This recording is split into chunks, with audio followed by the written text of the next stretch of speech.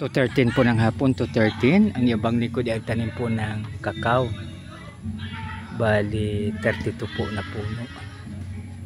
Bali 5 po na twin. Tapos 29 na at 20 kasi 32 lahat, no? 27 na individual. So ito po, no, linalagyan po ng guard, 3 guard.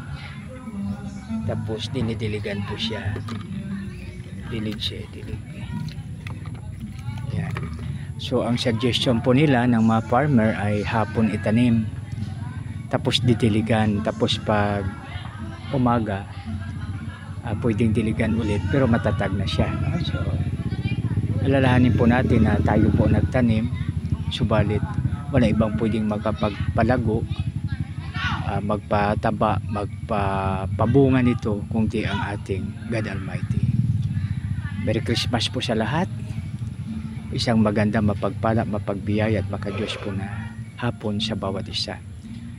2:13 po nag-umpisa at saka mag-aalas 5 na po matapos. Isang maganda, mapagpala, mapagbiyaya at makadiyos po na hapon sa bawat isa. Magtanim po tayo. God bless us all.